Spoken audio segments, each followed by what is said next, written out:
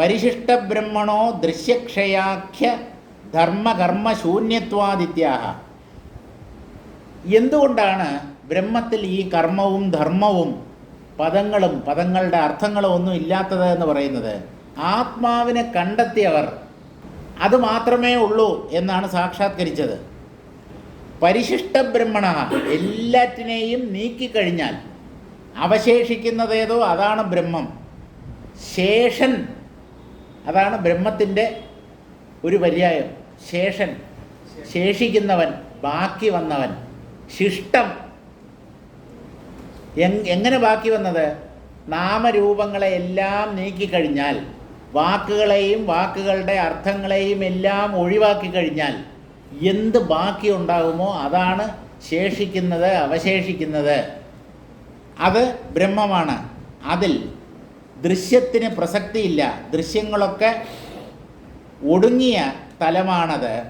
ധർമ്മകർമ്മ ശൂന്യത്വാദിത്യാഹ.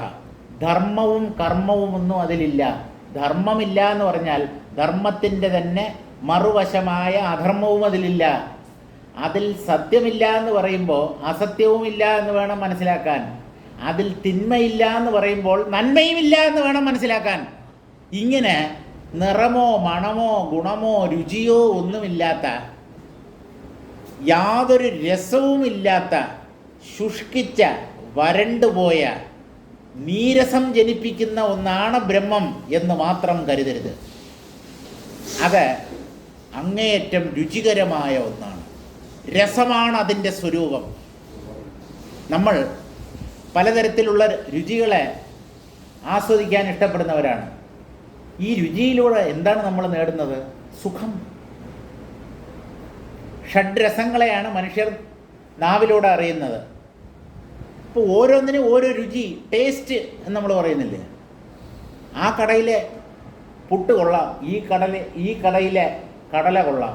അപ്പോൾ ഒരു കാര്യം ചെയ്യും, ആ കടയിൽ നിന്ന് പുട്ട് ഈ കടയിൽ നിന്ന് കടലയും വാങ്ങിക്കും, രണ്ടും കൂടെ മിക്സ് ചെയ്ത് അടിക്കും. അല്ലാതെ എന്താണ്? ഒരു സ്ഥലത്ത് തന്നെ എല്ലാം കൂടെ ചേർന്ന് കിട്ടത്തില്ല.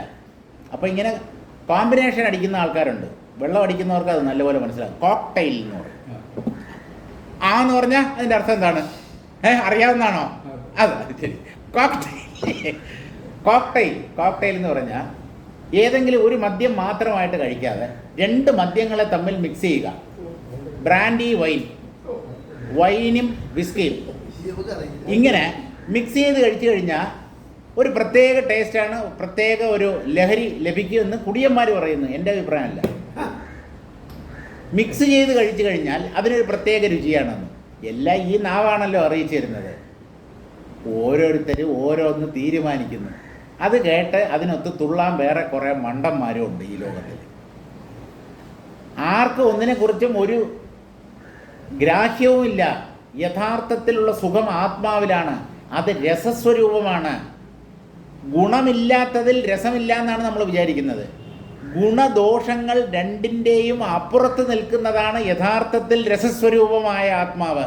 രസോ വൈസഹ രസഗഹ്യേവ യല്ലബ്ധ്വാനന്ദി ഭവതി എന്നാണ് ഉപനിഷത്ത് പ്രഖ്യാപിക്കുന്നത്. ഈ ആത്മാവ് രസസ്വരൂപൻ തന്നെയാണ്. എങ്ങനെ അറിയാം? ഈ ആത്മരസം അനുഭവിച്ചവർക്ക് മറ്റൊരു രസത്തിലും രസമുണ്ടാവാൻ വഴിയില്ല. മറ്റൊന്നിനെയും അവർ രസിക്കാൻ ആഗ്രഹിക്കുന്നില്ല.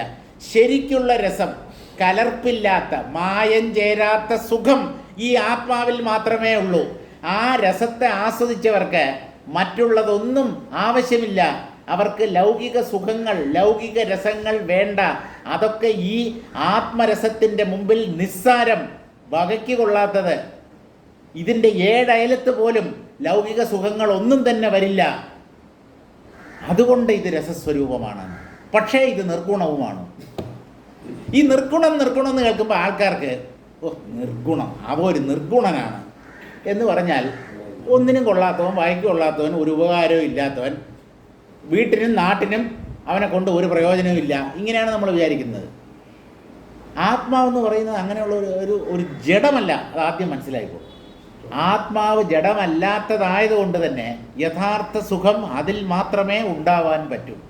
ജഡത്തെ ആശ്രയിച്ച് ജഡത്തിലൂടെ നേടുന്ന സുഖമൊക്കെ പരിമിതവും അല്പവുമായിരിക്കും. ഇത് ശുദ്ധ ചിത്തായതുകൊണ്ട് ആ ശുദ്ധ ചിത്തിലാണ് കലർപ്പില്ലാത്ത ആനന്ദം നിറഞ്ഞു നിൽക്കുന്നത്. അത് തന്നെ ആനന്ദ സ്വരൂപമായതുകൊണ്ട് അതിനെ സാക്ഷാത്കരിക്കുമ്പോഴാണ് യഥാർത്ഥ സുഖം എന്താണെന്ന് ഒരാൾ തിരിച്ചറിയുന്നത്. അപ്പോൾ അക്ഷരമാലകൾക്ക് എന്ന് പറഞ്ഞാൽ വാക്കുകൾക്ക്, പദങ്ങൾക്ക്, ഒരു ഭാഷയിലെ അക്ഷരങ്ങൾക്ക് ഈ ആത്മാവിനെ വർണ്ണിക്കാൻ സാധ്യമല്ല. ആ വാക്കുകളൊന്നും കൊണ്ട് ആത്മാവിനെ മനസ്സിലാക്കാനും സാധ്യമല്ല. അക്ഷരമാലിക തദ്ബോധക പദവാക്യാദിരൂപ ച നൈവ. അക്ഷരമാലയ്ക്ക് തന്നെ പ്രസക്തിയില്ല, അക്ഷരങ്ങൾക്കൊന്നും പ്രസക്തിയില്ല. ആ അക്ഷരങ്ങൾ തമ്മിൽ ചേർന്നുണ്ടാകുന്ന വാക്കുകൾക്കും വാക്യങ്ങൾക്കും ഒന്നും അർത്ഥമില്ല. വാ തുറന്നും എന്തെങ്കിലും മിണ്ടിയാൽ അത് കള്ളമാണെന്നാണ്. മനസ്സിലാകുന്ന ഭാഷയിൽ പറയാം, കള്ളത്തെ മാത്രമേ നിങ്ങൾക്ക് വാക്കിലൂടെ വർണ്ണിക്കാൻ പറ്റൂ. നിങ്ങൾ വാ തുറന്നാൽ അത് കള്ളമാണ്, ഉച്ചരിച്ചാൽ അത് കള്ളമാണ്. കള്ളം മാത്രമേ നിങ്ങൾക്ക് പറയാൻ പറ്റൂ, സത്യത്തെ നിങ്ങൾക്ക് പറയാൻ പറ്റില്ല. സത്യം വാക്കുകൾക്കപ്പുറത്താണ്, വാക്കുകൾക്കപ്പുറത്താണ് സത്യം. അപ്പോൾ നമ്മളെല്ലാവരും പുളുവന്മാരാണ്, കള്ളം പറയുന്നവരാണ്. ഞാൻ സത്യം മാത്രമേ പറയൂ എന്ന് അവകാശപ്പെടാൻ ഇവിടെ ആർക്കും സാധ്യമല്ല. നിങ്ങൾ എന്തെങ്കിലും മിണ്ടിക്കഴിഞ്ഞാൽ അപ്പോൾ അത് കള്ളമായി. വാക്ക് തുടങ്ങിയാൽ കള്ളവും അതോടൊപ്പം തുടങ്ങും. ശബ്ദം കള്ളമാണ്. അപ്പോൾ ഈ വേദമന്ത്രങ്ങളോ ഈശ്വരൻ്റെ തിരുനാമങ്ങളോ ഒക്കെ കള്ളം. ഭയപ്പെടരുത്. ഈ കാര്യം മനസ്സിലാക്കുന്നതിൽ നമുക്ക് ഒരു തരത്തിലുള്ള വിട്ടുവീഴ്ചയും പാടില്ല. ശബ്ദമെന്ന് പറഞ്ഞാൽ ശബ്ദം കള്ളമായിരിക്കും, അല്ലെങ്കിൽ കള്ളം മാത്രമേ ശബ്ദമായി പുറത്തു വരൂ. അത്രയേ ഉള്ളൂ.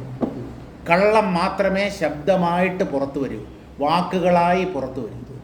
അതുകൊണ്ട് എന്തൊക്കെ ദിവ്യനാമങ്ങളുണ്ടോ അത് ഈ കാര്യം പറയുന്നതിൽ നിങ്ങൾക്ക് അല്പമെങ്കിലും ഭയം തോന്നിയാൽ പോയി. വിഷ്ണു സഹസ്രനാമം, ദേവി സഹസ്രനാമം, ലളിതാ സഹസ്രനാമം, ശിവസഹസ്രനാമം, എന്തിന് ചതുർവേദങ്ങൾ ശബ്ദാത്മകങ്ങളായി ഉച്ചരിക്കപ്പെട്ടാൽ അതെല്ലാം കള്ളമായിരിക്കും. ശബ്ദം കള്ളമാണ്. ഇത് നല്ലപോലെ മനസ്സിലാക്കൂ. ശബ്ദരഹിതമായ തലത്തെ കണ്ടെത്താൻ ശ്രമിക്കൂ. ശബ്ദരഹിതമായ തലത്തിൽ എത്തിച്ചേരാൻ ശബ്ദത്തിലൂടെ സാധ്യമല്ല. മൗനത്തെ എങ്ങനെയാണ് ശബ്ദത്തിലൂടെ നാം പ്രാപിക്കുക? ശബ്ദിച്ചുകൊണ്ടിരുന്ന മൗനത്തിൻ്റെ മഹത്വം പിടികിട്ടുമോ? ഈ ഉച്ചരിക്കുന്നത് പിറുപിറുക്കുന്നത് നിർത്തൂ. മന്ത്രശാസ്ത്രത്തിൻ്റെ കാതൽ പലരും മനസ്സിലാക്കിയിട്ടില്ല. മന്ത്രങ്ങൾ ഇങ്ങനെ ജപിച്ചുകൊണ്ടിരിക്കണമെന്നാണ്. അല്ല, മന്ത്രം ജപിക്കണം. കുറേ നേരം അങ്ങനെ മന്ത്രം ജപിച്ച് അതിലൊരു ഏകാഗ്രത വരുമ്പോൾ മന്ത്രം നിർത്തണം എന്നാണ്. ഇത് എത്ര പേർക്കറിയാം? എത്ര പേരിത് മനസ്സിലാക്കുന്നുണ്ട്? ജപിക്കുന്നത് എന്തിനെന്നറിയാമോ? ആ ജപിക്കുന്നതിൻ്റെ ഇടയ്ക്ക് ജപിക്കാതിരിക്കാൻ വേണ്ടിയാണ്. എന്നാലേ മൗനം, നിശബ്ദത എന്താണെന്ന് മനസ്സിലാക്കാൻ പറ്റൂ. ശബ്ദം ഉണ്ടാക്കിക്കൊണ്ടേയിരിക്കണം. വലിയ കോലാഹലം, ഭയങ്കര കോലാഹലം, 4 ഭാഗത്തുനിന്നും ഭയങ്കര ശബ്ദം. പെട്ടെന്ന് കറണ്ട് പോയി. എന്തൊരാശ്വാസം! അല്ല, ഇത് ശബ്ദം കേട്ടുകൊണ്ടിരിക്കുമ്പോൾ അറിയാൻ പറ്റില്ല. ശബ്ദം നിലയ്ക്കുമ്പോഴാണ് മൗനത്തിൻ്റെ പ്രാധാന്യവും മഹത്വവും മനുഷ്യർ തിരിച്ചറിയുന്നത്. അപ്പോൾ ഇങ്ങനെ ജപിച്ചുകൊണ്ടേയിരിക്കുക. ജപിക്കുക എന്ന് പറഞ്ഞാൽ ശബ്ദം ഉണ്ടാക്കിക്കൊണ്ടിരിക്കുക എന്നർത്ഥം. നിങ്ങൾ മാനസികമായി ജപിച്ചാലും ചുണ്ടുകൾ മാത്രം അനക്കി ജപിച്ചാലും അല്ലെങ്കിൽ പുറമേ ഉച്ചത്തിൽ ജപിച്ചാലും എല്ലാം ശബ്ദമാണ്. ശബ്ദത്തിന് പല തലങ്ങളുണ്ട്. പരാ, പശ്യന്തി, മധ്യമ, വൈഖരി എന്ന് 4 തലങ്ങൾ ശബ്ദത്തിനുണ്ട് എന്നാണ് മന്ത്രശാസ്ത്രം പറയുന്നത്. പരാ എന്ന് പറഞ്ഞാൽ ശബ്ദം ഉദ്ഭവിക്കുന്നതിന് മുമ്പുള്ള സ്ഥാനം, ബ്രഹ്മമെന്നർത്ഥം. ശബ്ദം ഒടുങ്ങിയിരിക്കുന്ന അല്ലെങ്കിൽ ശബ്ദം പൊന്തുന്നതിന് മുമ്പേ ഉള്ള തലം, ബ്രഹ്മമെന്നർത്ഥം. അതാണ് പര.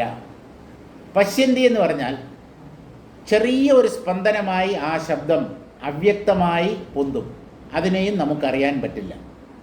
മധ്യമ എന്ന് പറഞ്ഞാൽ ഏതാണ് ആ ശബ്ദത്തെ എന്ന് പറഞ്ഞാൽ ഉള്ളിൽ സൂക്ഷ്മമായി പൊന്തുന്ന സങ്കല്പരൂപത്തിലുള്ള ശബ്ദത്തെ നമ്മൾ അറിയുന്ന തലം, അതാണ് മധ്യമ.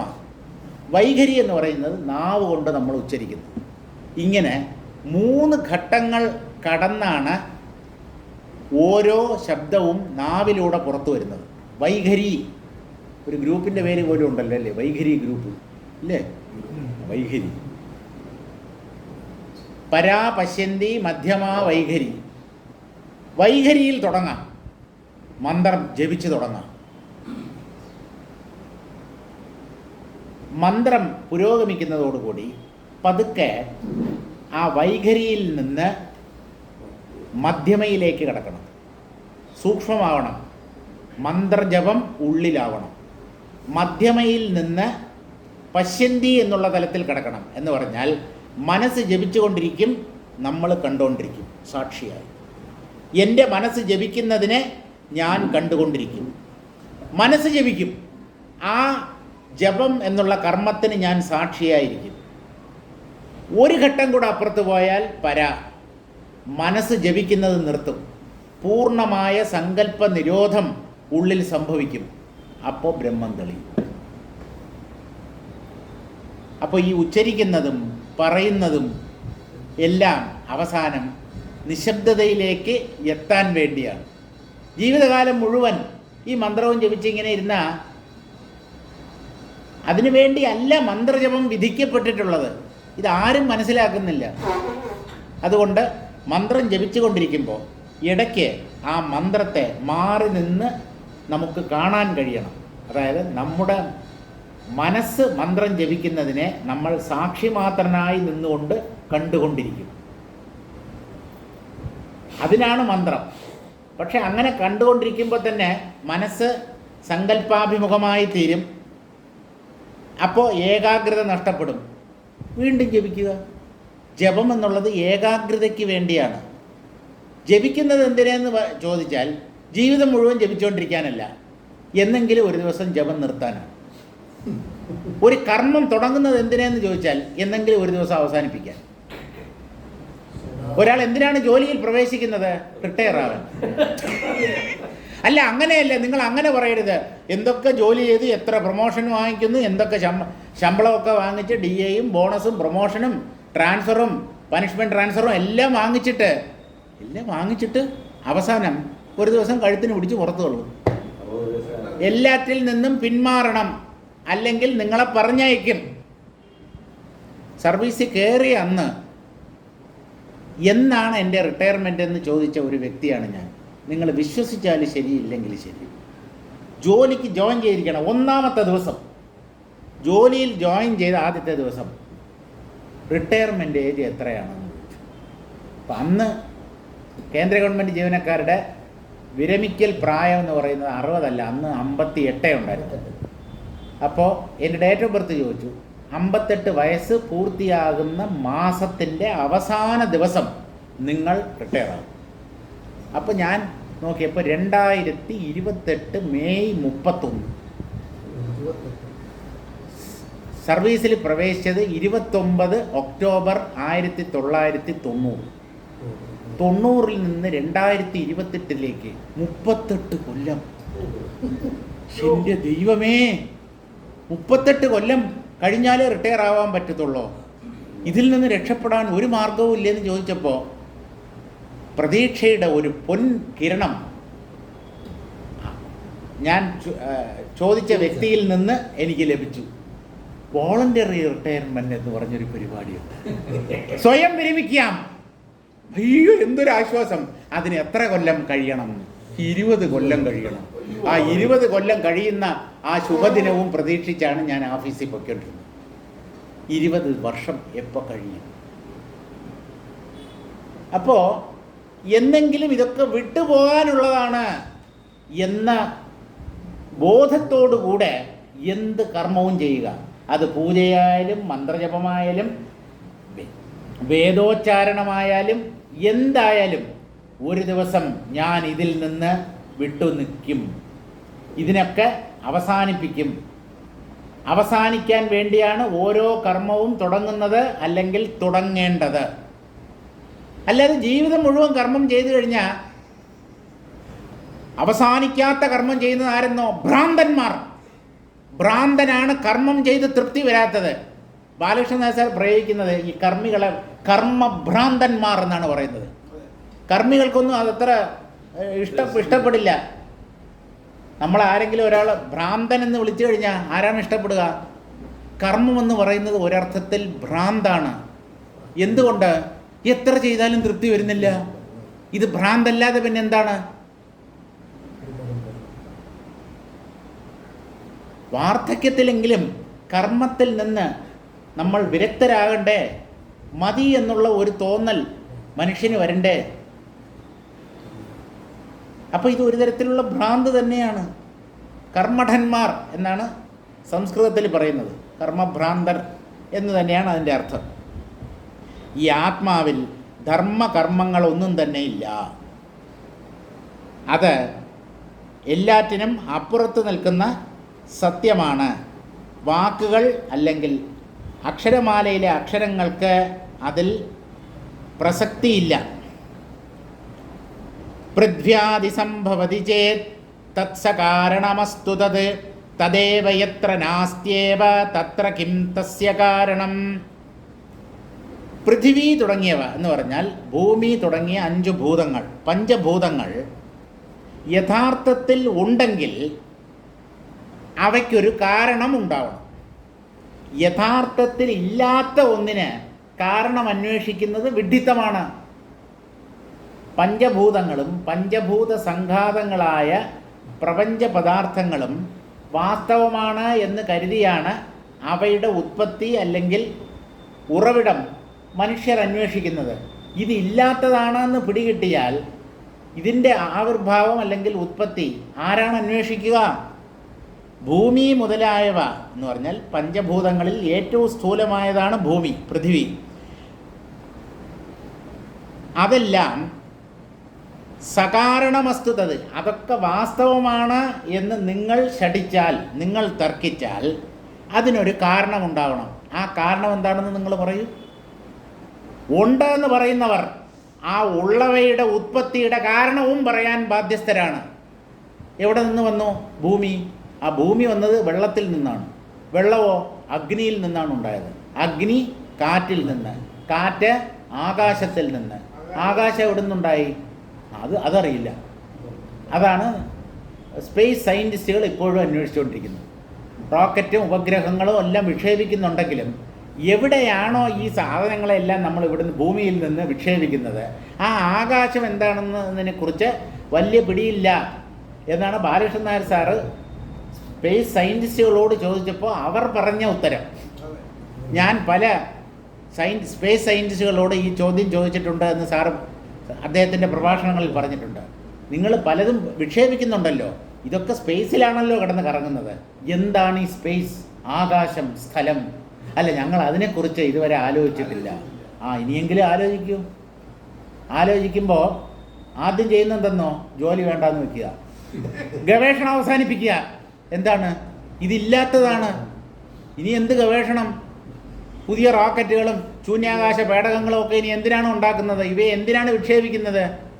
ശൂന്യതയിൽ പൊള്ളയായ ഇല്ലാത്ത ഒന്നിലേക്ക് ഓരോന്നിനെ ഇങ്ങനെ കയറ്റി അയക്കുക. എന്നിട്ട് ആ പൊള്ളയായതിനകത്ത് ചുറ്റിത്തിരിയുന്ന പലതിനെയും കുറിച്ച് പഠിക്കാൻ ശ്രമിക്കുക. വേറെ പണിയില്ലേ ഇവർക്ക്?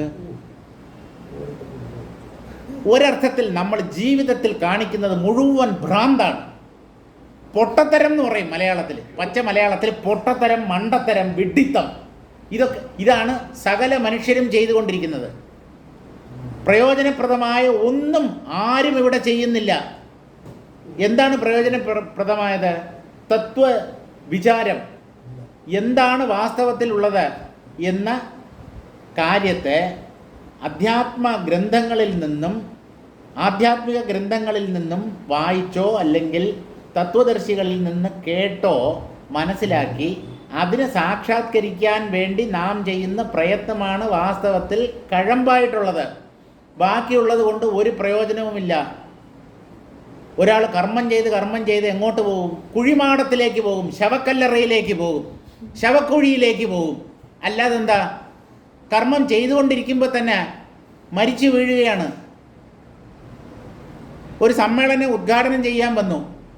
ഉദ്ഘാടനം ചെയ്യാൻ വേണ്ടി മൈക്ക് കയ്യിലെടുത്തപ്പോൾ കുഴഞ്ഞു വീണു, തീർന്നു.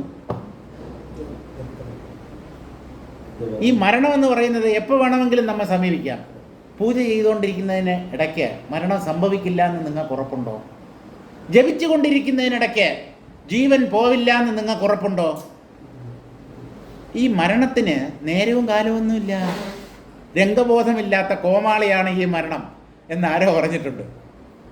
കോമാളി, ബഫൂൺ, അവന് ഏത് സമയത്തിലാണ് അരങ്ങിലേക്ക് കടന്നു വരേണ്ടത് എന്നുള്ളതൊന്നും അറിയില്ല.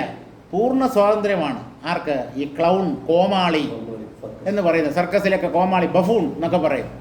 ഏത് സമയത്ത് വേണമെങ്കിലും കയറി വരാം. ആളുകളെ ചിരിപ്പിക്കുകയാണ് അയാളുടെ പ്രധാന കർത്തവ്യം. എന്നാൽ ഈ മരണം എന്ന പേരോട് കൂടിയ കോമാളി എല്ലാവരെയും കരയിപ്പിക്കാൻ വേണ്ടി വരുന്ന ആളാണ്. രംഗബോധമില്ല. എപ്പോൾ വേണമെങ്കിലും എവിടെ വേണമെങ്കിലും കടന്നു വരും. മരിച്ചവന് കരയാൻ പറ്റില്ലല്ലോ. കരയാനുള്ള സാധ്യത തന്നെ ഇല്ലല്ലോ. ജീവിച്ചിരിക്കുന്നവരാണ് കരയുന്നത്. മരിച്ചവരെ ഓർത്ത് കരയുന്നവർ എന്നും ജീവിച്ചിരിക്കുന്നവർ മാത്രമാണ്. മരിച്ചവർ അപ്പോൾ ചിരിക്കുകയാണോ ചെയ്യുന്നത്? അറിയില്ല. ഒരുപക്ഷെ മരിക്കാൻ പോകുന്നവരുടെ കരച്ചിൽ കണ്ട അയാൾ ചിരിക്കുമായിരിക്കും. ആര്? മരിച്ചവർ. അറിയില്ല. എടേയ്, ഞാൻ മരിച്ചുപോയെന്ന് പറഞ്ഞ് നിങ്ങളൊക്കെ ഇവിടെ കിടന്ന് അലമുറയിട്ട് കരയുന്നുണ്ടല്ലോ. ഞാൻ ഇവിടെ നല്ല തൂണ് പോലെ, മരം പോലെ ഞാനിവിടെ നിൽപ്പുണ്ട്. ആര് മരിച്ചു എന്നാണ് നിങ്ങൾ ഇവിടെ കിടന്ന് കരയുന്നത്? മണ്ടന്മാർ എന്ന് പറഞ്ഞ് അദ്ദേഹം ചിലപ്പോൾ ചിരിക്കുമായിരിക്കും. മരിച്ചവൻ്റെ ചിരി, മരിച്ചവൻ്റെ മരണത്തിൽ കരയുന്ന ആളുകൾ ഒരുപക്ഷേ അല്ല, അവർക്ക് തിരിച്ചറിയാൻ പറ്റില്ല. അപ്പോൾ ചിരിക്കണമെങ്കിൽ ഒരൊറ്റ വഴിയേ ഉള്ളൂ, മരിക്കുക. മരിച്ചു കഴിഞ്ഞാൽ ചിരിക്കാൻ പറ്റുമോ? ജീവിതത്തിൽ ചിരിക്കാൻ പറ്റില്ല നിങ്ങൾക്ക്. ജീവിതം മുഴുവൻ കരച്ചിലാണ്, എപ്പോഴും ദുഃഖമാണ്. ജീവിതത്തിൽ ചിരിക്കാൻ പറ്റില്ല എന്ന് പറയുമ്പോൾ ഒരാൾ പൊട്ടിച്ചിരിക്കുകയാണ്. ഇതാണ് വിരോധാഭാസം എന്ന് പറയുന്നത്. ഇതാണ് വിരോധാഭാസം. ജീവിതത്തിൽ ഉറക്കമൊക്കെ പോയി, എല്ലാം പോയി, കംപ്ലീറ്റ് പോയി. എന്ത്? സത്യത്തെ പറഞ്ഞപ്പോൾ മനസ്സതിനെ ഉൾക്കൊണ്ടു, മനസ്സ് പ്രസന്നമായി. ഇതാണ് വാസ്തവം, ഇതാണ് സത്യം. അതാണ് ചിരി വരുന്നത്. അജ്ഞതയിൽ നിന്നുണ്ടാവുന്നതാണ് ദുഃഖവും കരച്ചിലും. അപ്പോൾ ഭൂമി മുതലായ ഭൂതങ്ങൾ യഥാർത്ഥത്തിലുണ്ടെങ്കിൽ അവയ്ക്ക് കാരണമുണ്ടാവണം. ആ കാരണം എന്താണെന്ന് പ്രപഞ്ചം സത്യമാണെന്ന് വാദിക്കുന്നവർ പറയുകയും വേണം. പക്ഷേ ഈ പ്രപഞ്ചത്തിൻ്റെ ഉത്പത്തിയെക്കുറിച്ച് ആർക്കും ഒരെത്തും പിടിയുമില്ല. തദേവ എത്ര നാസ്തിയേവ. തത്വദർശി പറയുന്നത് ഈ പ്രപഞ്ചം എന്ന ഒന്ന് ആത്മാവിൽ ഇല്ല, ഉണ്ടായിട്ടേ ഇല്ല. ഈ പ്രപഞ്ചത്തിന് കാരണം എന്നൊന്നില്ല. ഇത് വെറുതെ തോന്നുന്നതാണ്, ഭ്രമരൂപത്തിൽ കാണുന്നതാണ്, സ്വപ്ന പദാർത്ഥങ്ങൾ പോലെ. തദേവ എത്ര നാസ്തിയേവ തത്ര കിം തസ്യ കാരണം. ഏതൊന്ന് യഥാർത്ഥത്തിൽ ഇല്ലയോ അതിനെന്ത് കാരണം ഉണ്ടാവാൻ പറ്റും? ഇല്ലാത്തതിന് കാരണമോ? ഉള്ളതിന് കാരണം കണ്ടുപിടിക്കൂ. ഉള്ളതിന് കാരണം ഉണ്ടാവാൻ പറ്റില്ല. നല്ലപോലെ മനസ്സിലാക്കണം. ഉള്ളതിന് കാരണം ഉണ്ടാവാൻ പറ്റില്ല, കാരണം അത് ഉള്ളതാണ്. ഇല്ലാത്തതിന് മാത്രമേ കാരണം ഉണ്ടാവൂ. ഇല്ലാത്തതിൻ്റെ കാരണം എന്ന് പറഞ്ഞാൽ ആ കാരണവും ഇതുപോലെ ഇല്ലാത്തതായിരിക്കണം. കാര്യം സത്യവും അല്ല, കാര്യം മിഥ്യയും കാരണം സത്യവും എങ്ങനെയാവും? അപ്പം ആ അർത്ഥത്തിൽ പ്രപഞ്ചം മിഥ്യ എന്ന് പറയുന്നത് തെറ്റാണ്. പ്രപഞ്ചം ബ്രഹ്മമാണ് എന്ന് വേണം പറയാൻ. കാരണത്തിൻ്റെ സ്വഭാവം കാര്യത്തിൽ ഉടനീളം കണ്ടേ പറ്റൂ. കാരണം തന്നെയാണ് കാര്യമായി മാറിയതുപോലെ തോന്നുന്നത്. അപ്പോൾ കാരണം ബ്രഹ്മമാണെങ്കിൽ കാര്യരൂപത്തിലുള്ള പ്രപഞ്ചവും ബ്രഹ്മമായേ പറ്റൂ. പിന്നെ എന്തുകൊണ്ട് പ്രപഞ്ചത്തെ മിഥ്യ എന്ന് പറയുന്നു? നാമരൂപങ്ങളെയാണ് പ്രപഞ്ചം എന്ന വാക്കുകൊണ്ട് അവർ ഉദ്ദേശിക്കുന്നത്. അത് മിഥ്യ എന്നാണ് പറഞ്ഞത്. പക്ഷേ ഈ മിഥ്യാരൂപമായ നാമരൂപങ്ങൾ ബ്രഹ്മത്തിൽ കാണപ്പെടുന്ന പ്രകടനങ്ങളാണ്. മരുഭൂമിയിൽ അലയടിക്കുന്ന കാനൽ ജലം മരുഭൂമി തന്നെ എന്ന് പറയുന്നതിൽ എന്തെങ്കിലും തെറ്റുണ്ടോ? വാസ്തവത്തിൽ കാനൽ ജലം ഇല്ല എന്ന് വേണം പറയാൻ. ഇല്ല എന്ന് പറഞ്ഞാൽ നമ്മളുണ്ടോ? അംഗീകരിക്കുന്നു. കാണുന്നുണ്ടല്ലോ, കാണുന്നുണ്ടല്ലോ. കാണുന്നുണ്ടെങ്കിൽ അത് മരുഭൂമിയാണ്. കാണുന്നവർക്ക് പ്രപഞ്ചനാമരൂപങ്ങൾ സത്യമാണെന്ന് കാണുന്നവർക്ക് ഇത് ബ്രഹ്മമാണ് എന്ന് വേദാന്തി പറഞ്ഞു കൊടുക്കും, ഉദ്ബോധിപ്പിക്കും. പ്രപഞ്ചം മിഥ്യയാണെന്ന് തീരുമാനിക്കാൻ കഴിഞ്ഞാൽ അത് മതി. പ്രപഞ്ചത്തിൻ്റെ മിഥ്യാത്വം അതാണ് നമുക്ക് അംഗീകരിക്കാൻ പറ്റാത്തത്. തദേവ എത്ര നാസ്തിയേവ തത്ര കിം തസ്യ കാരണം. പ്രപഞ്ചം തന്നെ ഇല്ലാത്ത ഒന്നാണെങ്കിൽ, ഭ്രമരൂപമായ ഒരു കാഴ്ചയാണെങ്കിൽ അതിന് എന്ത് കാരണമുണ്ടാവാൻ പറ്റും? അതുകൊണ്ട് പ്രപഞ്ചോത്പത്തി അന്വേഷിക്കുന്നവർ വിഡ്ഢികളാണ്. പ്രപഞ്ചം എന്നൊന്നില്ല. അതിൻ്റെ ഉത്പത്തി നിങ്ങൾ എന്തിനാണ് അന്വേഷിക്കുന്നത്? അത് വെറും ഭ്രമമാണ്, ദ്രഷ്ടാവിന് തോന്നുന്ന ഒരു ഭ്രമം മാത്രമാണ്. ത്രൈകാലിക അസത്വാദേവ ദൃശ്യസ്യ സകാരണകത്വം നിരസ്തമിത്യാഹ. 3 കാലങ്ങളിലും എന്ന് പറഞ്ഞാൽ ഭൂതം, വർത്തമാനം, ഭാവി, ഈ ത്രികാലങ്ങളിലും പ്രപഞ്ചം ഇല്ലാത്തതായതുകൊണ്ട് ഈ ദൃശ്യപ്രപഞ്ചത്തിന് ഒരു കാരണം ഉണ്ടാവാൻ സാധ്യമല്ല. ഇതിൻ്റെ കാരണം അന്വേഷിച്ചിട്ട് കഥയില്ല. ബ്രഹ്മണഃ പ്രതിഭാതം യത്തദിദം ജഗദുച്യത്തെ തേനൈവ കുത ഏതാനി പൃഥ്വ്യാദീനി ക്വ കാരണം. ബ്രഹ്മണഃ പ്രതിഭാതം യത് തത് ഇദം ജഗത് ഉച്യത്തെ. ബ്രഹ്മത്തിൽ തോന്നുന്ന ഒരു കഴമ്പില്ലാത്ത കാഴ്ച, മരുഭൂമിയിൽ കാണപ്പെടുന്ന കാനൽ ജലം പോലെ ഉള്ളതുപോലെ തോന്നുന്നു, അതാണ് പ്രപഞ്ചം. അതിന് നാം നൽകിയിട്ടുള്ള പേരാണ് ജഗത്ത്, പ്രപഞ്ചം, വിശ്വം തുടങ്ങിയവ. തേനൈവ കുത ഏതാനി. ഇല്ലാത്ത ഒന്ന് ആയതുകൊണ്ട് ഉള്ളതുപോലെ പ്രകാശിക്കുന്ന ഒന്ന്, എന്നാൽ യഥാർത്ഥത്തിൽ ഇല്ലാത്തത്. അങ്ങനെയുള്ള ഒന്നിന് അതിൽ നിന്ന് എന്ത് ഉണ്ടാവാൻ പറ്റും? അതിൽ നിന്ന് യഥാർത്ഥത്തിൽ മറ്റെന്തെങ്കിലും ഉണ്ടാവാൻ പറ്റുമോ? തേനൈവ കുത ഏതാനി പൃഥ്വ്യാദീനി ക്വ കാരണം. പഞ്ചഭൂതങ്ങളൊന്നും ഈ ആത്മാവിൽ നിന്ന് ഉയരാൻ പറ്റില്ല, ആവിർഭവിക്കാൻ പറ്റില്ല. ആ പഞ്ചഭൂത സമാഹാരമാണ് ഈ പ്രപഞ്ചം. അതുകൊണ്ട് ഈ പ്രപഞ്ചത്തിന് കാരണം ഇല്ല. പിന്നെ പ്രപഞ്ചത്തിൻ്റെ കാരണം ബ്രഹ്മം എന്ന് പറയുന്നതോ? ഏത് ഭ്രമത്തിനും ഒരു അധിഷ്ഠാനം ഉണ്ടായേ പറ്റൂ. പ്രപഞ്ചമാകുന്ന ഭ്രമത്തിൻ്റെ അധിഷ്ഠാനമായി വർത്തിക്കുന്നത് ബ്രഹ്മമായതുകൊണ്ട് പ്രപഞ്ചത്തിൻ്റെ കാരണം ബ്രഹ്മം എന്ന് പറഞ്ഞു എന്നുള്ളതല്ലാതെ ഇങ്ങനെ ഒരു പ്രപഞ്ചം ബ്രഹ്മത്തിൽ നിന്ന് യഥാർത്ഥത്തിൽ ഉണ്ടായിട്ടില്ല. ഇത് വെറും മായയാണ്, മിഥ്യയാണ്, വെറും തോന്നലാണ് എന്ന് വേണം മനസ്സിലാക്കാൻ. പ്രതിഭാനം പ്രതിഭാസഃ. പ്രതിഭാസം പ്രതിഭാനം എന്നൊക്കെ പറഞ്ഞ തോന്നൽ എന്നർത്ഥം. നഹി പ്രാതിഭാസികേ ഘടേ ദണ്ഡചക്രാദി കാരണാപേക്ഷാസ്തീതി ഭാവഃ. കുടത്തിൻ്റെ ആവിർഭാവത്തിൽ ഒരു കുടം ഉണ്ടാകുന്നു, അല്ലെങ്കിൽ ഒരു കുടത്തെ ഉണ്ടാക്കുന്നു. ആ കുടമെന്ന് പറയുന്നത് ഒരു തോന്നലാണ്. കാരണം അതിലെ വസ്തു മണ്ണാണ്. ഈ ഇല്ലാത്ത കുടത്തിന് ഒരാകൃതി, മണ്ണിൽ ഒരാകൃതി ഉണ്ടാവുന്നു. അപ്പോഴാണ് കുടം എന്ന പേര് അതിന് നൽകപ്പെടുന്നത്. അപ്പോൾ പ്രാതിഭാസികമായ കുടത്തിന് ആ കൊശവൻ ഉപയോഗിക്കുന്ന ദണ്ഡം, ചക്രം, അയാളൊരു കമ്പ് പോലെ ഒരു നീളത്തിലെ ഒരു അതിന് ദണ്ഡം എന്നാണ് പറയുന്നത്. അതിൻ്റെ മുകളിൽ ഒരു വീല് പോലെ ഇങ്ങനെ ചക്രം വെച്ച് അതിൽ ഈ കളിമണ്ണിനെ വെച്ചിട്ടാണ് അയാൾ ഷേപ്പ് ചെയ്യുന്നത്. അടിക്ക് ഷേപ്പ് മാറ്റുകയല്ല ചെയ്യുന്നത്, ഷേപ്പ് ചെയ്യുന്നത്, അതിന് ആകൃതി നൽകുന്നത് അങ്ങനെയാണ്. അപ്പോൾ കുടത്തിൻ്റെ കാരണം ഈ കുലാലൻ്റെ, കൊശവൻ്റെ ദണ്ഡവും ചക്രവുമാണ് എന്ന് പറയുന്നത് പോലെ നിരർത്ഥകമാണ് പ്രപഞ്ചത്തിൻ്റെ കാരണം ബ്രഹ്മമാണ് എന്ന് പറയുന്നത്. കുടം എന്നൊരു പുതിയ വസ്തു ഉണ്ടായിട്ടില്ല. കളിമണ്ണ് തന്നെ കുടം എന്ന പോലെ കാണപ്പെടുന്നു. കുടം എന്നൊരു വസ്തു ഉണ്ടായെങ്കിൽ മാത്രമേ ആ കുടത്തിന് ഒരു കാരണത്തെ പറയേണ്ട കാര്യമുള്ളൂ. കളിമണ്ണിന് രൂപം നൽകാൻ സഹായിക്കുന്നു കുലാലൻ്റെ ദണ്ഡവും ചക്രവും. വാസ്തവത്തിൽ കുടത്തിൻ്റെ രൂപീകരണത്തിന് ആ ദണ്ഡവും ചക്രവും കാരണങ്ങളല്ല. അതുപോലെ പ്രപഞ്ചത്തിന് കാരണം പഞ്ചഭൂതങ്ങളാണ്, പഞ്ചഭൂത സൃഷ്ടിയാണ്. ആ പഞ്ചഭൂത സൃഷ്ടിക്ക് കാരണം ഈശ്വര സങ്കല്പമാണ്. ഇങ്ങനെയുള്ള വാദങ്ങളൊന്നും യുക്തിക്ക് നിരക്കുന്നതല്ല. ഈ വാദങ്ങൾ പുരാണങ്ങൾ തന്നെയാണ് അവതരിപ്പിക്കുന്നത് എങ്കിലും അതൊക്കെ താത്കാലികമായ മനുഷ്യ മനസ്സിൽ ഉദിക്കുന്ന താത്കാലിക സംശയങ്ങൾക്ക് ഒരു മറുപടി നൽകാൻ വേണ്ടി മാത്രം. അതിൽ കവിഞ്ഞ് ആ വിവരണങ്ങൾക്ക് പ്രസക്തിയില്ല.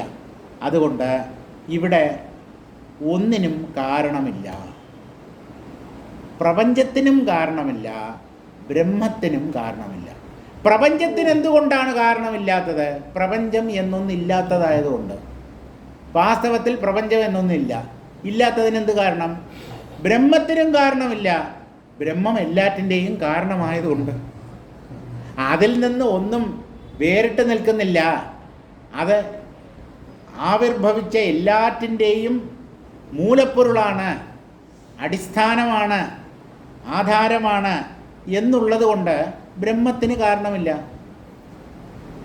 ഇല്ലാത്തതാണ് പ്രപഞ്ചം എന്നുള്ളത് കൊണ്ട് പ്രപഞ്ചത്തിനും കാരണമില്ല. രണ്ടിനും കാരണമില്ലാത്തത് കൊണ്ട് ബ്രഹ്മം തന്നെയാണ് പ്രപഞ്ചം എന്ന് അംഗീകരിക്കുന്നതിന് എന്താ ബുദ്ധിമുട്ട്? രണ്ടിനും കാരണമില്ല, ബ്രഹ്മത്തിനും കാരണമില്ല, പ്രപഞ്ചത്തിനും കാരണമില്ല. അതുകൊണ്ട് ബ്രഹ്മമായി കാണപ്പെടുന്നത് പ്രപഞ്ചം. അങ്ങനെ ആ വീക്ഷണകോണിനെയും നമുക്ക് അംഗീകരിക്കാവുന്നത്. ഒന്നിന് കാരണമുണ്ട് എന്ന് പറഞ്ഞാൽ ആ കാരണം എന്താണ്, എങ്ങനെ, അതെങ്ങനെയാണ് കാര്യമായി മാറിയത്, 100 ചോദ്യങ്ങൾക്ക് ഉത്തരം പറയേണ്ടി വരും. അതുകൊണ്ട് പ്രപഞ്ചം എന്നൊന്ന് വാസ്തവത്തിലില്ല. അഥവാ പ്രപഞ്ചമായി കാണപ്പെടുന്നത് ബ്രഹ്മം തന്നെ എന്ന് അംഗീകരിക്കുക. സ്വപ്നദ്രഷ്ടൃർ ദൃശ്യനൃണാമസ്തി കാൽപ്പനികം യഥാ നവാസ്തവം പൂർവകാമം ജാഗ്രത് സ്വപ്നേ തഥാ നൃണാം. ഒരാൾ സ്വപ്നത്തിൽ പല വ്യക്തികളെയും കാണുന്നു. ആ വ്യക്തികൾ സ്വപ്നത്തിൽ പ്രത്യക്ഷപ്പെടാൻ ആ വ്യക്തികളുടെ മാതാപിതാക്കളാണോ കാരണം, അല്ലെങ്കിൽ അവരുടെ പൂർവ്വ കർമ്മങ്ങളോ? ഇതെന്തൊരു പൊല്ലാപ്പിത്! സ്വപ്നത്തിൽ നാം കാണുന്നതെല്ലാം മിഥ്യയാണ്, അതിന് കാരണമില്ല. സ്വപ്ന പുരുഷന്മാരെ പെറ്റു വളർത്തിയ ഒന്നോ ഒന്നിൽ കൂടുതലോ മാതാക്കളുണ്ടെങ്കിൽ ആ മാതാക്കളും സ്വപ്നത്തിൻ്റെ ഭാഗമാകാനല്ലേ പറ്റൂ. അപ്പോൾ പിന്നെ അവരെങ്ങനെ സത്യമാകും? സ്വപ്ന പുരുഷന്മാരെ സൃഷ്ടിച്ച അവരുടെ മാതാപിതാക്കളും ഇവരെ പോലെ തന്നെ മിഥ്യാപുരുഷന്മാരായിരിക്കും, വാസ്തവത്തിലുള്ളവരായിരിക്കില്ല. ഇങ്ങനെ സ്വപ്നത്തിൽ നാം കാണുന്ന മനുഷ്യർക്ക് വാസ്തവികതയില്ല. അത് മനസ്സിൻ്റെ വെറും വിഭ്രമം മാത്രം, കാൽപ്പനികം മാത്രമാണ്. ന വാസ്തവം പൂർവകാമം ജാഗ്രത് സ്വപ്നേ തഥാ നൃണാം. സ്വപ്നത്തിലെ വ്യക്തികൾക്ക് എങ്ങനെയാണോ മറ്റ് കാരണങ്ങളില്ലാത്തത്, അത് മനസ്സിൻ്റെ കേവലം കൽപ്പന മാത്രമായിരിക്കുന്നത് കൊണ്ട് അവർക്ക് പൂർവകർമ്മമില്ല, അവരുടെ ഉത്പത്തിക്ക് വിശേഷിച്ച് കാരണമൊന്നുമില്ല. നമ്മൾ ഉറങ്ങിയപ്പോൾ സ്വപ്നത്തിൽ എന്തൊക്കെയോ കണ്ടു, അതിനൊന്നും ഉദ്ഭവം അന്വേഷിച്ച് പോകരുത്. ഇതുപോലെ ജാഗ്രത്തും ഒരു സ്വപ്നമാണെന്ന സത്യം തിരിച്ചറിയുക. ഈ ജാഗ്രത് സ്വപ്നത്തിൽ എന്ന് പറഞ്ഞാൽ നമ്മുടെ ജീവിതത്തിൽ നാം കാണുന്ന മറ്റു വ്യക്തികളും സ്വപ്ന പുരുഷന്മാരെ പോലെ തന്നെയാണ്. അല്ല, അവർക്കൊക്കെ അച്ഛനും അമ്മയുണ്ട്, അവരെ ഇന്ന ആശുപത്രിയിലാണ് അല്ലെങ്കിൽ വീട്ടിലെ ഇന്ന മുറിയിലാണ് അവരുടെ അമ്മമാർ പ്രസവിച്ചത് എന്നൊക്കെ പറഞ്ഞാലും ഈ അമ്മമാരും കള്ളമാണ്, അമ്മൂമ്മമാരും കള്ളമാണ്, അവരുടെ അമ്മയും എല്ലാം. ഈ രൂപങ്ങളെല്ലാം കള്ളമാണ്. രൂപങ്ങളിൽ നിന്നാണ് രൂപങ്ങൾ ഉണ്ടാവുക. ലോകത്ത് അങ്ങനെയാണ് കാണപ്പെടുന്നത്. രൂപങ്ങളിൽ നിന്ന് രൂപങ്ങൾ ഉണ്ടാകുന്നു. കാരണഭൂതമായ രൂപങ്ങൾ തന്നെ കള്ളമാണെങ്കിൽ കാര്യഭൂതങ്ങളായ കാര്യരൂപത്തിലുള്ള രൂപങ്ങൾ എങ്ങനെ കള്ളമല്ലാതാവും? അപ്പോൾ നാമരൂപങ്ങളെ കണ്ട് ഭ്രമിക്കരുത്. ഒരു നാമരൂപവും സത്യമല്ല. ആദ്യം ഏത് നാമരൂപത്തെയാണ് മിഥ്യ എന്ന് തീരുമാനിക്കേണ്ടത്? അവനവൻ്റെ ശരീരം.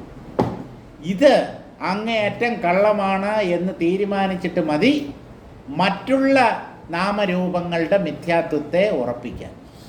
ആദ്യം ഞാൻ ഈ ദേഹമല്ല എന്ന് ഉറപ്പിക്കുക. ലോകം മിഥ്യ, ജഗത്ത് മിഥ്യ, ആചാര്യൻ മിഥ്യ, ശിഷ്യൻ മിഥ്യ, മന്ത്രങ്ങൾ മിഥ്യ. നിങ്ങളോ? സത്യമോ?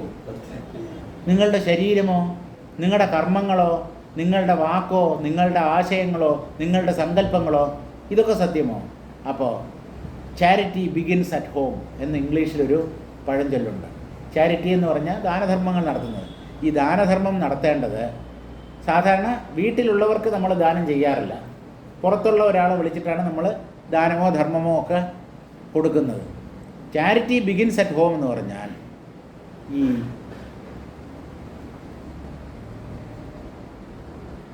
ഒന്ന് കൊടുക്കുന്നത് അവനവൻ്റെ കുടുംബാംഗങ്ങളിൽ നിന്ന് തുടങ്ങണം.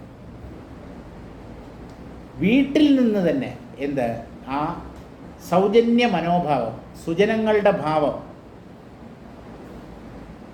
വിട്ടുവീഴ്ച എന്ന് പറയും. ഈ വിട്ടുവീഴ്ച മനോഭാവം വീട്ടിൽ നിന്ന് തുടങ്ങണം.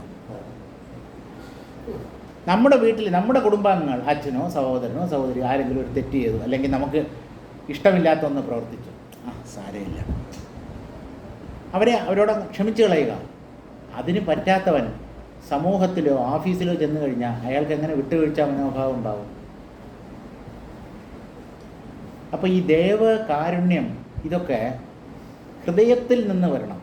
ഹൃദയത്തിൽ നിന്ന് നമ്മുടെ കുടുംബാംഗങ്ങളിലേക്ക് വ്യാപിച്ച്, കുടുംബാംഗങ്ങളിൽ നിന്ന് സമൂഹത്തിലേക്ക് വ്യാപിച്ച്, സമൂഹത്തിൽ നിന്ന് രാഷ്ട്രത്തിലേക്ക് വ്യാപിച്ച്, രാഷ്ട്രത്തിൽ നിന്ന് ലോകത്തിലേക്ക് വ്യാപിക്കണം. അപ്പോൾ എല്ലാം ഇവിടുന്നാണ്, ഹൃദയത്തിൽ നിന്ന് വേണം എല്ലാ നന്മകളും ആവിർഭവിക്കാൻ. അപ്പോൾ സ്വപ്നപുരുഷന്മാരുടെ ഉത്പത്തിക്ക് പ്രത്യേകിച്ച് കാരണമില്ല. അതുപോലെ തന്നെ സ്വപ്നതുല്യമായ ഈ ജാഗ്രത്തിൽ നാം കാണുന്ന വ്യക്തികളുടെ ആവിർഭാവത്തിനും വിശേഷിച്ച് കാരണം ഇല്ല. പൂർവം കാമയതേ ഇതി പൂർവകാമം പിത്രാദികാരണം കാൽപ്പനികമസ്തി ന വാസ്തവം യഥാ തഥാ ജാഗ്രദ്രൂപേ സ്വപ്നേ വീത്യർത്ഥ. ആദ്യം സങ്കല്പം അല്ലെങ്കിൽ ആഗ്രഹം. മാതാപിതാക്കളുടെ സങ്കല്പം കാരണമായിട്ടാണ് സന്തതികൾ ജനിക്കുന്നത്. ദമ്പതികൾക്ക് ഒരു കുഞ്ഞ് വേണം എന്ന് ആ ദമ്പതികൾ തീരുമാനിക്കുന്നു. എന്നിട്ടാണ് ആ സന്താനോത്പാദന പ്രക്രിയയിൽ ഏർപ്പെടുന്നത്. കുട്ടികൾ വേണ്ടാന്ന് വിചാരിക്കുന്നവർ ദാമ്പത്യബന്ധം തുടരുന്നതിൽ അർത്ഥമില്ല. അപ്പോൾ ആദ്യം ഒരു സങ്കല്പം അല്ലെങ്കിൽ ആഗ്രഹം, അതിനെ തുടർന്നാണ് മാതാപിതാക്കൾ ഒരു കുട്ടിയുടെ ജന്മത്തിന് കാരണമാകുന്നത്. അത് ഇപ്പോൾ ഒരു ശിശുവിൻ്റെ ജന്മത്തിന് അച്ഛനമ്മമാരാണ് കാരണം എന്ന് പറഞ്ഞാൽ, ഈ അച്ഛനമ്മമാരിലൂടെ ഈ കുഞ്ഞ് ജനിക്കുന്നതിന് കാരണം അവരുടെ ഉള്ളിലുള്ള സങ്കല്പമാണ്. ആ സങ്കല്പം ഒരിക്കലും സത്യമല്ല. മനസ്സിൽ പൊന്തിമറയുന്ന സങ്കല്പങ്ങൾ എങ്ങനെ വാസ്തവമാകും? അപ്പോൾ സങ്കല്പമാകുന്ന ബീജത്തിൽ നിന്ന് ഉദ്ഭവിക്കുന്ന സ്ഥൂല രൂപത്തോടു കൂടിയ മനുഷ്യർ ആരും സത്യമല്ല, ഒക്കെ മിഥ്യാപുരുഷന്മാർ എന്ന് ഉറപ്പിച്ചോളുക.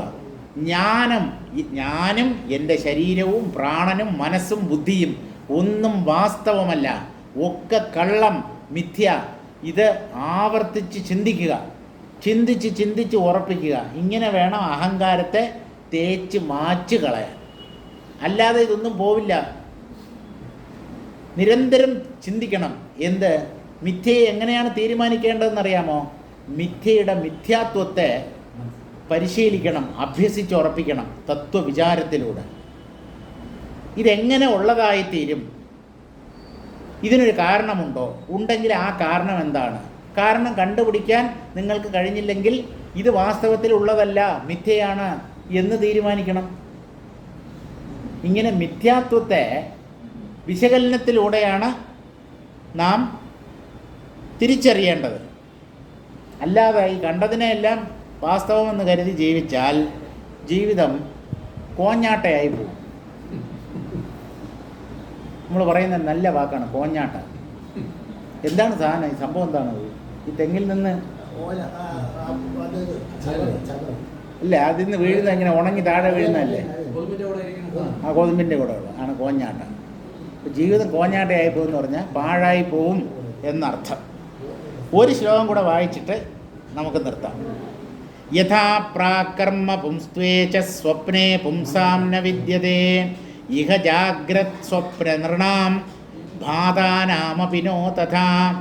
എങ്ങനെയാണോ സ്വപ്നത്തിൽ കാണപ്പെടുന്ന വ്യക്തികൾക്ക് പ്രാകർമ്മം അഥവാ പൂർവകർമ്മം ഇല്ലാത്തത്, സ്വപ്നത്തിൽ ഒരു വ്യക്തിയെ കാണുന്നു, അയാളുടെ പൂർവകർമ്മം കാരണമായിട്ടാണ് അയാൾ സ്വപ്നത്തിൽ ജനിച്ചതെന്ന് ആരെങ്കിലും പറയുമോ?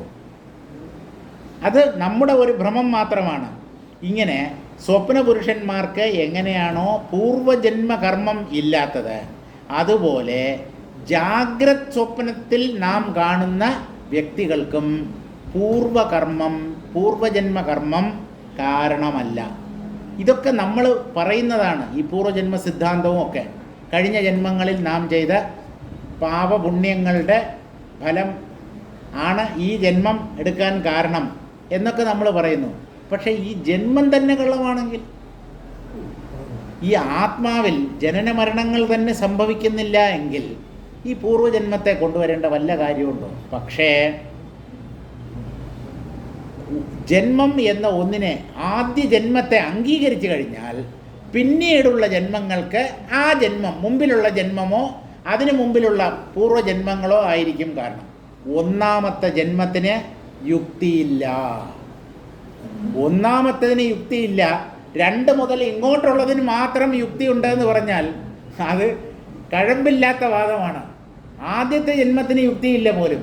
പിന്നീടുള്ള ജന്മങ്ങൾക്കെല്ലാം പൂർവ്വജന്മകർമ്മമാണ് കാരണം എന്ന് പറയുന്നത് അസ്ഥിവാരമില്ലാതെ വീട് കെട്ടിപ്പൊക്കുന്നത് പോലെയാണ്. ഫൗണ്ടേഷൻ ഇല്ല, വെച്ച് കെട്ടി 3 നില കെട്ടിയപ്പോഴേക്കും എല്ലാം കൂടെ തകർന്ന് താഴെ വീഴും. യുക്തിഭദ്രമാകണ്ടേ ഒരു സിദ്ധാന്തം എന്ന് പറഞ്ഞാൽ? ഒരു സിദ്ധാന്തം എന്ന് പറഞ്ഞാൽ അടിതൊട്ട് മുടി വരെ അത് യുക്തിഭദ്രമാവണം. ഒന്നാമത്തെ ജന്മത്തിന്, ആദ്യ ജന്മത്തിന് യുക്തിയില്ല. 2 മുതൽ ഇങ്ങോട്ടുള്ള ജന്മങ്ങൾക്കൊക്കെ പൂർവ്വജന്മ കർമ്മങ്ങളാണ് കാരണം എന്ന് പറയുന്നത് ഒരു യുക്തിയുമില്ലാത്ത സിദ്ധാന്തമാണ്. പക്ഷേ ഈ കർമ്മ സിദ്ധാന്തത്തെയൊക്കെയാണ് മനുഷ്യർ തലയിലേറ്റി കൊണ്ടാടുന്നത്. അതിപ്പോൾ അവരുടെ സ്വഭാവം. ആദ്യത്തെ ജന്മത്തിന് ഒരു കാരണവുമില്ല. ഈശ്വരൻ്റെ സങ്കല്പം എന്ന് പറഞ്ഞാൽ ഈശ്വരൻ എന്തിനു സങ്കല്പിച്ചു എന്ന ചോദ്യത്തിനും നാം മറുപടി പറയേണ്ടതായി വരും. ഈശ്വരൻ എന്തിനു സങ്കല്പിച്ചു? ഉണ്ടായിരുന്നൂടെ അദ്ദേഹത്തിന്? ഇനി ഈശ്വരന് സങ്കല്പിക്കണമെങ്കിൽ അദ്ദേഹത്തിന് മനസ്സുണ്ടോ? മനസ്സില്ലാതെ സങ്കല്പിക്കാൻ പറ്റത്തില്ലല്ലോ. ഈശ്വരന് മനസ്സുണ്ടെങ്കിൽ മനസ്സുമായി ചേർന്ന് നിൽക്കുന്ന ഒരു തത്വമായി പോവില്ലേ അത്? മനസ്സുമായി ചേർന്ന് നിൽക്കുന്നത് ചലിക്കുന്നതായിരിക്കും. അപ്പോൾ ജീവനും ഈശ്വരനും തമ്മിൽ എന്താണ് വ്യത്യാസം? ജീവനെ പോലെ ഒരു തത്വമാണ് ഈശ്വരനെന്ന് കരുതുന്നതിൽ പരം വെഡിത്തം മറ്റൊന്നുമില്ല. അതുകൊണ്ട് ഒന്ന് ആലോചിച്ചാൽ, ഒന്ന് കടന്ന് ചിന്തിച്ചു കഴിഞ്ഞാൽ ഈ സിദ്ധാന്തങ്ങളൊന്നും യുക്തിഭദ്രമല്ല എന്ന സത്യം നമുക്ക് മനസ്സിലാക്കാൻ പറ്റും. യുക്തിഭദ്രമായിട്ടുള്ളത് ആത്മാവ് മാത്രമാണ്. ആത്മാവ് ഉണ്ട് എന്നുള്ളതിന് എത്ര യുക്തികൾ വേണമെങ്കിലും നിരത്താം. അനുഭവത്തിൻ്റെ സഹായത്തോടു കൂടി അതിനെ സ്ഥാപിക്കാം. മറ്റുള്ള ഒന്നിനും, ദ്വൈതതലത്തിലുള്ള ഒന്നിനും യുക്തിയുമില്ല, അടിസ്ഥാനവുമില്ല. തുടർന്നുള്ള ശ്ലോകങ്ങൾ നമുക്ക്